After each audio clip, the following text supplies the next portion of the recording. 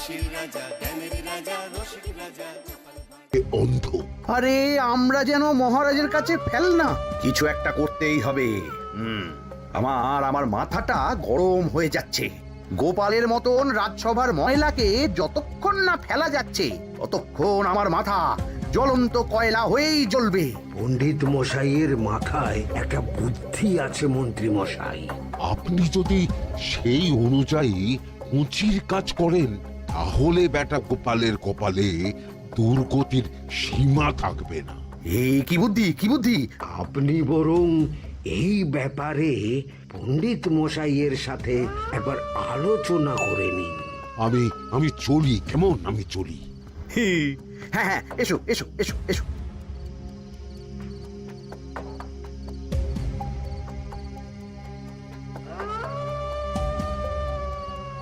আরে ওই তো আমার বাঁ হাত ঘটা আসছে, বেটাকে দিয়ে একটা কাজ করাতে হবে। এ কি মন্ত্রী মশাই, আপনি এখানে দাঁড়িয়ে কি করছেন? এই একটা গুরুত্বপূর্ণ ব্যাপারে কথা বলছিলাম। একটা কাজ করতে পারবি? কি কাজ করতে হবে বলুন মন্ত্রী মশাই। আমাকে একটু ঠান্ডা জল, পাতিলেবু আর পুদিনার পাতা দিয়ে শরবত বানিয়ে খাওয়াতে পারবি? সেসব আমার ঘরে ব্যবস্থা করাই আছে। চলুন চলুন আমার সাথে চলুন। হ্যাঁ হ্যাঁ, চল চল চল চল চল।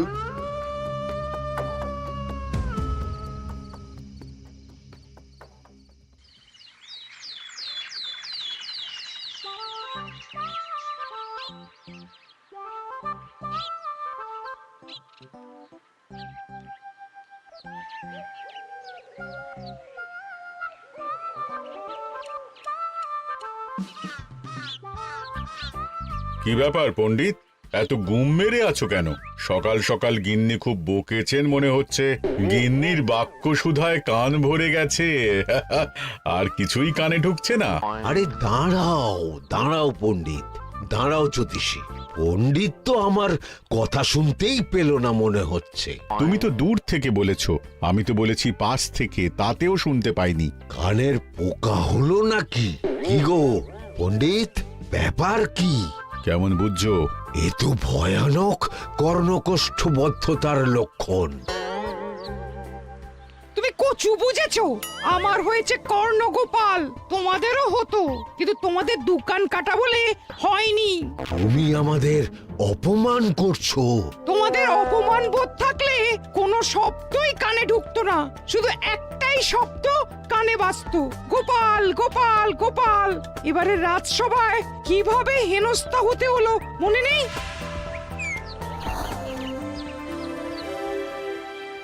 মহারাজ, একটা ভিক্ষা আছে। ভিক্ষার জন্য কৃষ্ণনগরের রাস্তাই সবচেয়ে উপযুক্ত জায়গা গোপাল, তুমি বরং সেখানেই যাও। মন্ত্রী, মন্ত্রী মশাই ঠিকই বলেছেন মহারাজ। যে যার নিজের জায়গা থেকে কথা বলে। কুকুর বলে ভৌ ভৌ, বেড়াল বলে মিউ মিউ, কাক বলে কা কা। মন্ত্রীর ভিক্ষার জায়গা কৃষ্ণনগরের রাস্তা, আর গোপালের ভিক্ষার জায়গা মহারাজ কৃষ্ণচন্দ্রের দুয়ার। বলো কি ভিক্ষা? বাড়িতে পুজো আছে মহারাজ, খরচা অনেক, কিছু ঋণ আবশ্যক। যদি 100 মোহর। ঋণ তোমাকে আমি দিতে পারবো না গোপাল। পুজো উপলক্ষে তোমাকে আমি 100 মোহর দিলাম। মহারাজ, আমিও ঠিক এই কথাটাই বলতে যাচ্ছিলাম। আমরাও তাহলে বাড়িতে পুজো করব। পুজোর জন্য আমাদের অনেক খরচ, তাই যদি... অবশ্যই অবশ্যই, কত ঋণের প্রয়োজন খাজাঞ্চির কাছ থেকে নিয়ে নিও, সুদটা আমি মাফ করে দিলাম। মহারাজ, গোপালকে দান আর আমাদের ঋণ? হ্যাঁ, কারণ তোমরা নিজেরা খাবে, কিন্তু গোপাল অন্যদের খাওয়াবে। গোপালের মতো মানুষের সঙ্গে থাকাই হলো রাজধর্ম। কিন্তু তাছাড়াও তোমরা হলে 80 যাই বেতন পাই দলের লোক। গত 1 বছরে তোমার কোন মন্ত্রণা দেশের কাজে এসেছে? পণ্ডিত কোনো নতুন তত্ত্ব শুনিয়েছে? জ্যোতিষী কোনো অমোঘ ভবিষ্যৎবাণী করেছে? আর বৈদ্য 3 বছর ধরে আমার হাঁটুর ব্যথা সারাতে পারেনি। কিন্তু গোপাল, গোপালের ভাঁড়ে হাস্যরসের কখনো অভাব হয়নি। মনে আছে? আছে। কিন্তু করার তো কিছু নেই। আছে। কিছু ভেবেছো নাকি পণ্ডিত? তোমাদের মনে আছে মহারাজ মোহর দেওয়ার পর গোপাল সেদিন বলেছিল, কি গোপাল, খুশি তো? মহারাজ, আপনি আমাকে এক মুঠো ধুলো দিলেও আমি খুশি। সেই ধুলো মুঠোই আমি সোনা মুঠো করে ফেলবো। মনে নেই আবার? একটু ঝেড়ে কাশো তো দেখি পণ্ডিত, কি ভেবেছো? যা হবে দেখতেই পাবে।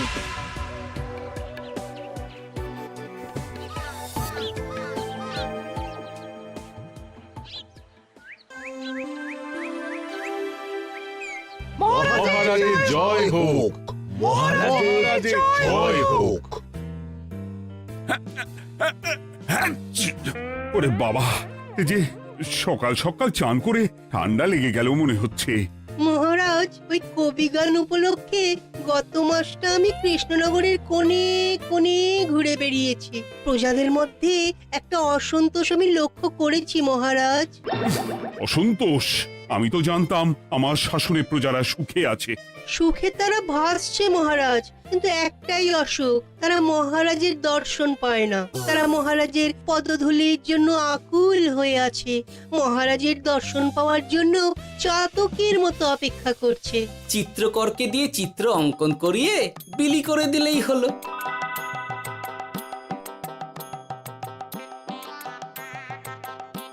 খুব ধুলো হয়েছে মহারাজ, কিন্তু এত ধুলো। কালকের ঝড়ে ঢুকেছে। ঝাড়ুদার,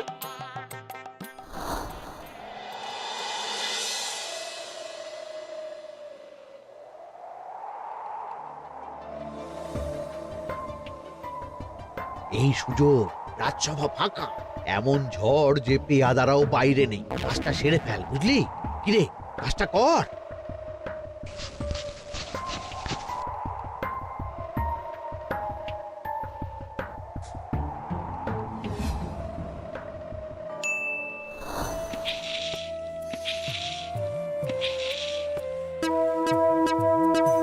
এত ধুলো! উফ, মহারাজ, কাল ঝড়টা বড় সাংঘাতিক হয়েছিল। তা বটে। আচ্ছা গোপাল, তুমি বলেছিলে মহারাজ তোমাকে এক মুঠো ধুলো দিলেও সেটা সোনা হয়ে যাবে। এখনো সেই কথাই বলছি। মন থেকে বলেছিলে না মহারাজকে তেল দেবার জন্য? তেল দেওয়ার দায়িত্বটা তো আপনি নিজের কাঁধেই নিয়ে ফেলেছেন। আমি যা বলি সত্যি বলি। আজ যদি এই 4 ঝুড়ি ধুলো মহারাজ তোমাকে উপহার দেন, তখনও একই কথা বলবে? নিশ্চয়ই। মহারাজ, গোপালকে এই 4 ঝুড়ি ধুলো দেওয়ার হুকুম হোক। কি গোপাল, আমি তোমাকে যদি এই ধুলো ঝুড়িগুলো দিই, তা থেকে সোনা আসবে নাকি? আসবে মহারাজ, মোহরের বস্তা আসবে। যদি না আসে, আপনি বলুন। তোমাকে কৃষ্ণনগর ছেড়ে চলে যেতে হবে। রাজি? আর যদি আমি পারি, তাহলে আপনাকে এই মন্ত্রীর চাকরি ছেড়ে দিতে হবে। কি রাজি? কি মন্ত্রী, রাজি? রাজি। গোপাল? রাজি মহারাজ। আচ্ছা, আর কেউ মন্ত্রীর পক্ষে বাজি ধরেছেন নাকি? হ্যাঁ, আমি আমি আমি আমি ও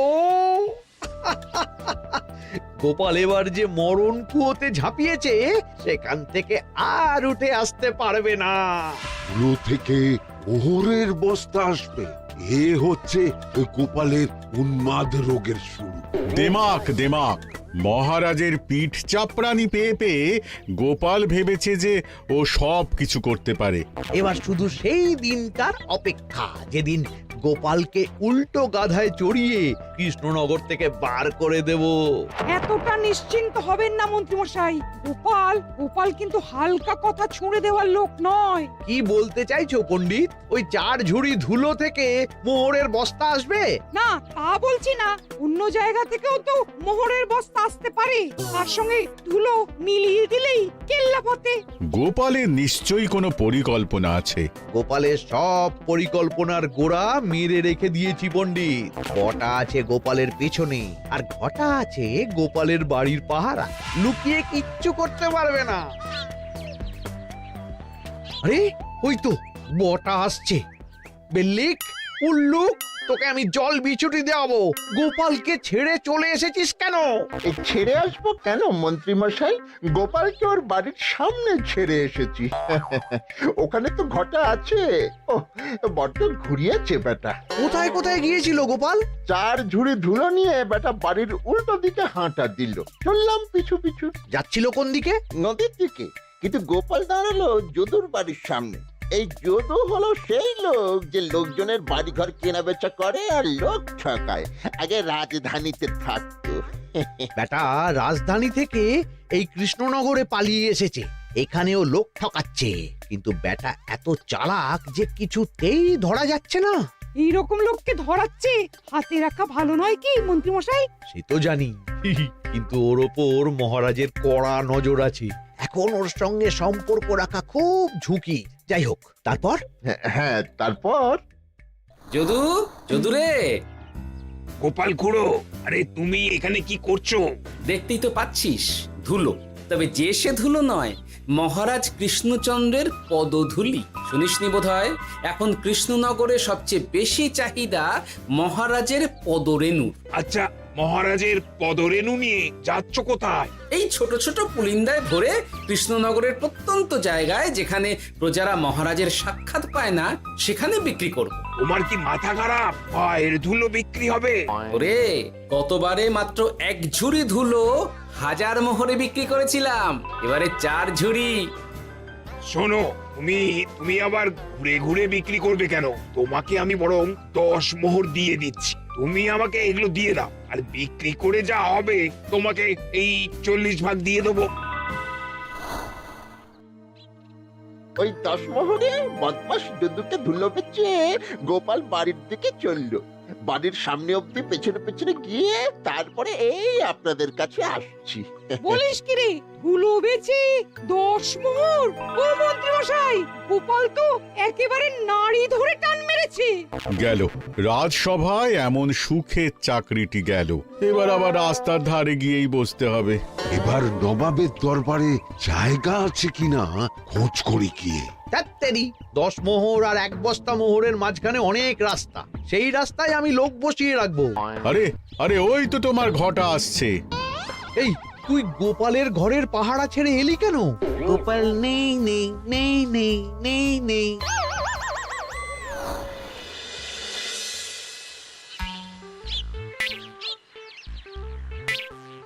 আরে, ভয় পেলি নাকি?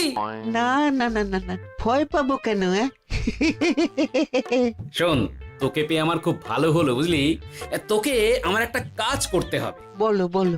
আসলে বুঝলি, আমার না গিন্নিকে নিয়ে তার বাপের বাড়ি যাওয়ার কথা ছিল, কিন্তু হঠাৎ বিশেষ কাজে আমাকে খামবাজে চলে যেতে হচ্ছে। এখন আমি গিয়ে গিন্নিকে বললে বুঝতেই পারছিস কুরুক্ষেত্র হয়ে যাবে একেবারে। তাই আমি কাউকে খুঁজছিলাম যে আমার বাইরে যাওয়ার খবরটা আমার গিন্নিকে গিয়ে দেবে। তুই পারবি বাবা ঘটা? ওরে বাবা, আরে আরে আরে, ভয় পাস না, তোকে গিয়ে মুখে কিছু বলতে হবে না। এই নে, এই চিঠিটা আমার বউকে দিবি।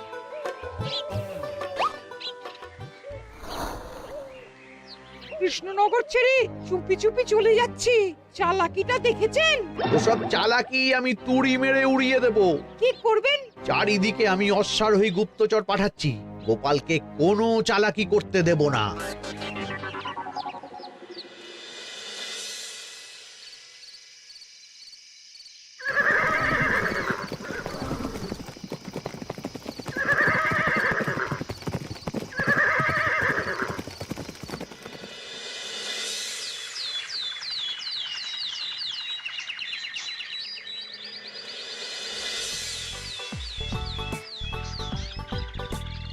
অং বং পিং পং। হ্যাঁ, ওরে বাপ রে, এ আবার কি বলে? মানে বুঝিতে পারিলে না? অং বং পিং পং অর্থাৎ আইসো আমার নিকট বিদেশি জাদু শরবত আছে, ইহাতে তৃষ্ণা নিবারিত হয়, শক্তি বৃদ্ধি হয়, ঘুম ভালো হয়, সম্পর্কের উন্নতি হয়, জামা কাপড় ফর্সা হয়, তু শব্দ না করে সকাল সকাল কষ্ট পরিষ্কার হয়, মূল্য মাত্র 1 মোহর। বোঝো, ওইটুকু অং বঙ্গের মধ্যে এত কিছু? ঠিক আছে, তা দাও দেখি, আপাতত টেস্টটা তো মিটু, বাকিগুলো পরে বোঝা যাবে।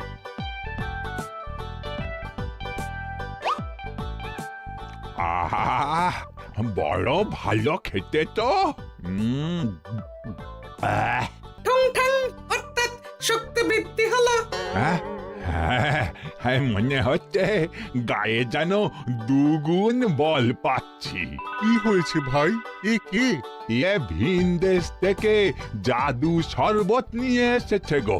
জাদু শরবত ভিনদেশ? একেবারে বহু ভুজা শরবত। খেলে তেষ্টা যাবে, গায়ে জোর হবে, ঘুম হবে, সম্পর্ক ভালো হবে, জামা কাপড় ফর্সা হবে, সকালে হ্রাস করে পেটও পরিষ্কার হবে। সে কি? দাও গো ভাই, আমাকেও দাও। গুড় জল, সঙ্গে একটু ভাজা মশলা, আমচুর আর বিট নুন, শুদ্ধ দেশি জিনিস। জানলে কেউ ছুঁয়েও দেখতো না, কিন্তু একটু বিদেশি গন্ধ দিতেই একেবারে হট্ট মেলা। আরে তোমরাও এসেছো দেখছি। সং সং শঙ্কা লং লং লঙ্কা, মানে অর্থাৎ এই শরবত খেলে আর শঙ্কা নাই, বুদ্ধি লঙ্কার মতন ঝাল হয়ে যাবে। তারপর ডং ডং ডঙ্কা টং টং টঙ্কা, ফাইন ফাইন, অর্থাৎ টাকা আসবে আমার কাছে।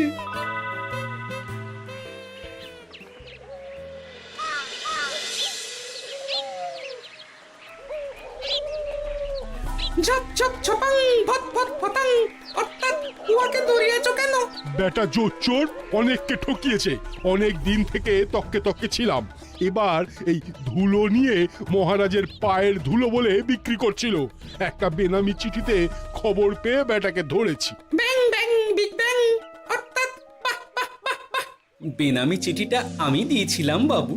বাবা যদু, তুমি সেই রাজধানী থেকে কৃষ্ণনগর অবধি মানুষকে অনেক খোল খাইয়েছো। তুমি এতদিন ঘুঘু দেখে এসেছিলে বাবা, এবার গোপাল নামক ফাঁদটা দেখলে। কতবার বলবো এইসব ধুলো আমি গোপালের কাছ থেকে কিনেছি। যা বলার ওই বিচারের সময় মহারাজকে বলবি। চল চল চল চল চল।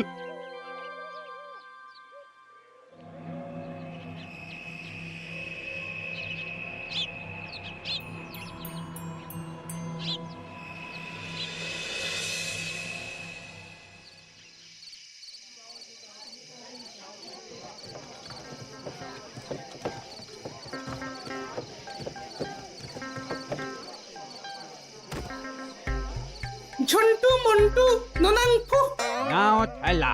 সাহেব বলে কি ফু দিয়ে দিতে হবে? কি বলছো সাহেব? বুঝতে পারছি না, কোথায় ফু দেব? ঝন্টু মন্টু ননাঙ্কু, অর্থাৎ লবণ আছে? আছে আছে সাহেব আছে। কত লাগবে? ভান্ড ভরি আন্ডাকারি, অর্থাৎ যা আছে সব।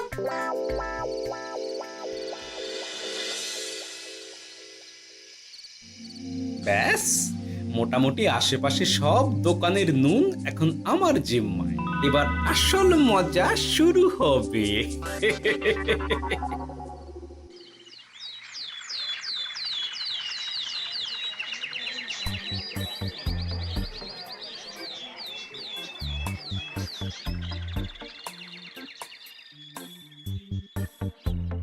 নুন আছে?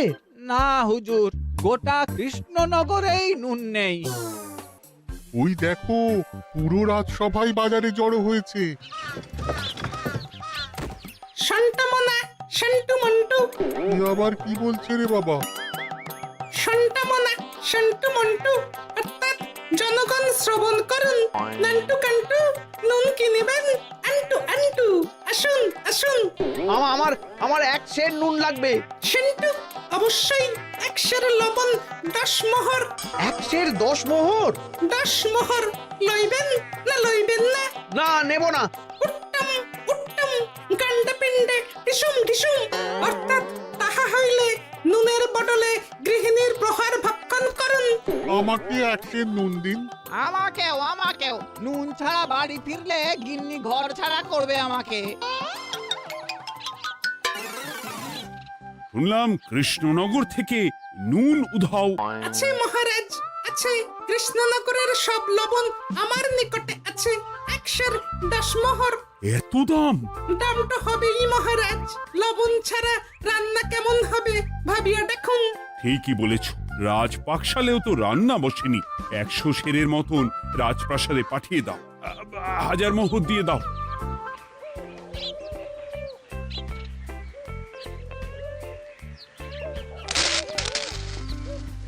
ব্যাস 1 বস্তা মোহর হয়ে গেছে।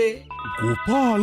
হ্যাঁ মহারাজ, গোপাল, যে 4 ঝুড়ি ধুলো থেকে 1 বস্তা মোহর রোজগার করেছে। ইয়া বাত! চলো রাজসভায়, পুরো গল্পটা শুনতে হবে। সকলেই এসো তাহলে রাজসভায়। কিন্তু মহারাজ, যারা বাজি হারলো তাদের তো চাকরি গেছে, তো তারা রাজসভায় যাবে কি করে? ঠিক ঠিক ঠিক বলেছ। আর যারা বাজি হারলো তারা বাদ, বাকিরা চলো। এই সেরেছে, গোপাল তো আবার বাজি মেরে দিল। ও মহারাজ, আমাদের দেখুন। ও মহারাজ, আমাদের দেখুন। ও মহারাজ।